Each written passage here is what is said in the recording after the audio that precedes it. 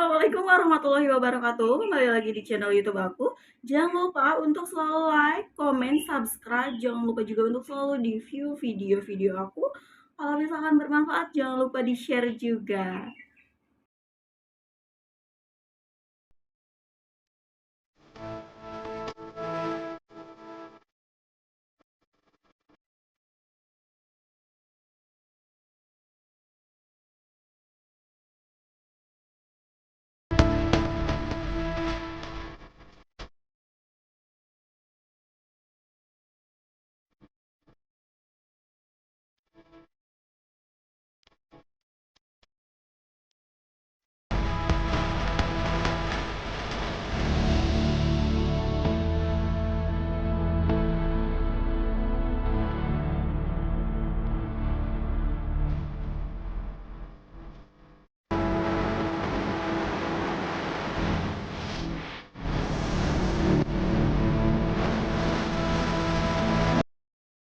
Baik teman-teman, untuk video kali ini aku akan bahas pertanyaan yang mungkin uh, selalu ditanya-tanyakan seperti ini.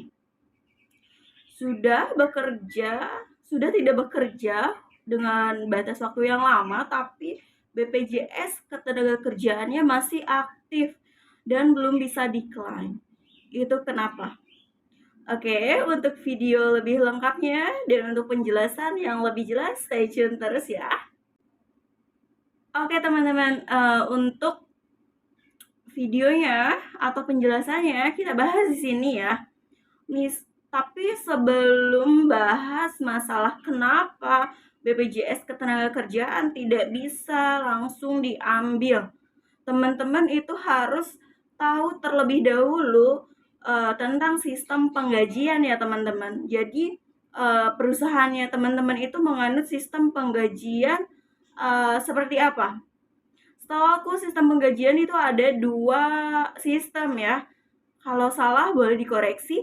Sistem penggajian di perusahaan itu ada 2 sistem, ada yang pro rata dan ada yang full ya teman-teman. Yang pro rata misalkan diambil dari tanggal misalkan ya, dari tanggal 16 ke tanggal 15 bulan berjalan dan dibayarkan di akhir bulan misalkan atau di awal bulan gitu ya. Kita ambil contoh misalkan Agustus ya. Agustus tanggal 16 sampai tanggal 15 September itu nanti untuk penggajiannya dibayarkan di September akhir gitu ya teman-teman, untuk sistem pro rata. Lalu ada yang namanya sistem penggajian full. Jadi gaji dari tanggal 1 sampai tanggal 30 atau tanggal 31 itu dibayarkan di akhir bulan.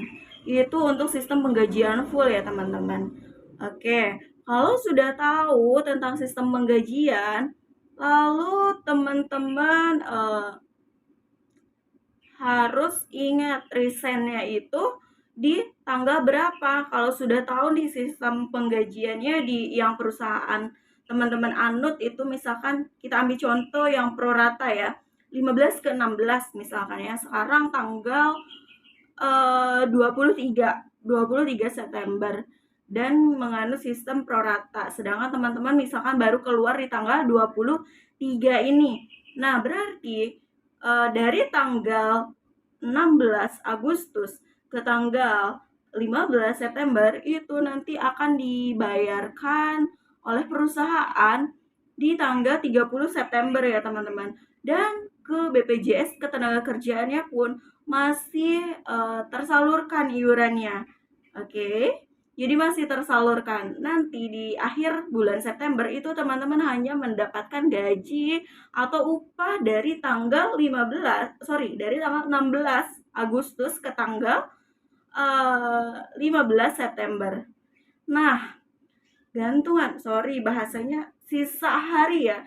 Sisa hari dari tanggal 16 ke tanggal 23 itu kalau misalkan teman-teman masih kerja dan resign di tanggal 23 itu akan dibayarkan di bulan selanjutnya. Artinya nanti di akhir Oktober teman-teman masih akan menerima gaji. Dan Ingat ya, BPJS Ketenagakerjaannya pun masih dibayarkan iurannya ya teman-teman. Jadi ketika teman-teman resign, itu BPJS Ketenagakerjaannya tidak langsung bisa diklaim program JHT-nya. Seperti itu ya. Lalu eh, tidak bisa langsung diklaim. Tidak bisa langsung diklaim ya teman-teman. Setelah itu di bulan Oktober, akhir Oktober itu teman-teman masih menerima gaji dan BPJS Ketenagakerjaannya berarti akan dinonaktifkan di bulan selanjutnya, berarti di bulan November. Oke, di bulan November itu BPJS-nya akan dinonaktifkan karena iurannya sudah tidak akan dibayarkan karena sudah tidak ada gaji yang teman-teman terima. Seperti itu ya penjelasannya. Jadi kalau misalkan saya ulang ya, misalkan teman-teman perusahaannya menganut sistem penggajian prorata 15 ke 16, resign di tanggal 23, 15 ke 16 Agustus ke September itu akan terima gaji di akhir September, lalu masih akan terima gaji gantungan dari tanggal 17 ke tanggal 23 itu di akhir Oktober. Nah, lalu kapan nonaktifnya? Oke, nonaktifnya di bulan selanjutnya teman-teman, ketika teman-teman sudah tidak menerima gaji dari perusahaan. Seperti itu ya. Untuk penonaktifan sendiri sekarang peraturan pemerintah itu kalau tidak salah, silakan dikoreksi, akhir batas pembayaran itu dari perusahaan ke BPJS Ketenagakerjaan itu per tanggal 15 bulan berjalan. Jadi tinggal ditunggu aja. Kalau misalkan setelah tanggal 15 bulan berjalan harusnya sudah nonaktif karena sudah tidak ada pembayaran iuran ya teman-teman. Lalu setelah tidak ada pembayaran iuran, nonaktiflah si BPJS Ketenagakerjaan ini. Apakah bisa langsung diklaim teman-teman? Tidak juga. Tidak bisa langsung diklaim karena masih ada masa tunggu 1 bulan ya teman-teman dari tanggal nonaktif. Jadi teman-teman dicek berkala aja di nonaktifkannya kapan. Lalu masih ada waktu 1 bulan untuk masa tunggu. Jadi setelah itu baru bisa diklaim ya teman-teman. Jadi harus nunggu masa iuran terakhir kerja dinonaktifkan dan harus nunggu masa tunggu baru bisa diklaim program JHT-nya.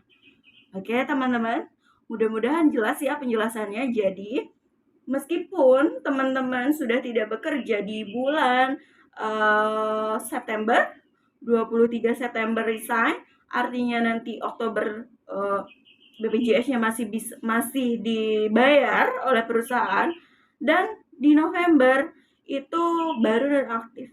Jadi kurang lebih sekitar bulan Desember baru bisa diklaim BPJS ya. Oke teman-teman, mudah-mudahan jelas ya. Jadi tidak ada lagi pertanyaan-pertanyaan dan jangan khawatir.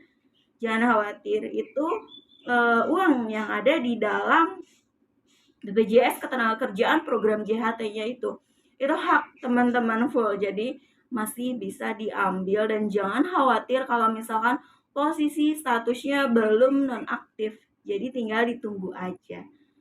Asal teman-teman paham sistemnya seperti apa. Dan syarat-syarat untuk pengajuan klaimnya teman-teman ada. Oke, untuk info selanjutnya, syarat untuk klaim BPJS Ketenagakerjaan itu boleh disimak di video-video aku yang lain. Oke teman-teman, mudah-mudahan sedikit menjawab pertanyaan dari teman-teman. Kalau misalnya yang masih bingung, apalagi yang posisi bekerjanya jauh, pasti teman-teman selalu khawatir seperti itu. Oke, terima kasih banyak untuk yang sudah stay. Kalau misalkan ada bahasa-bahasa yang memang kurang dimengerti atau penjelasannya terlalu cepat atau infonya nggak nyampe, boleh langsung ditanyakan atau boleh langsung komen di kolom komentar ya teman-teman. komen dan kritik yang membangun, insya Allah aku dengar dan diperbaiki di hari-hari selanjutnya. Untuk pertanyaan-pertanyaan kalau misalkan tidak terjawab atau di kolom komentar pun misalkan aku tidak respon, boleh langsung direct message di Instagram aku atau langsung WhatsApp ya, personal chat aja. Oke teman-teman, itu aja yang bisa aku sampaikan untuk video kali ini. Terima kasih banyak. Assalamualaikum warahmatullahi wabarakatuh.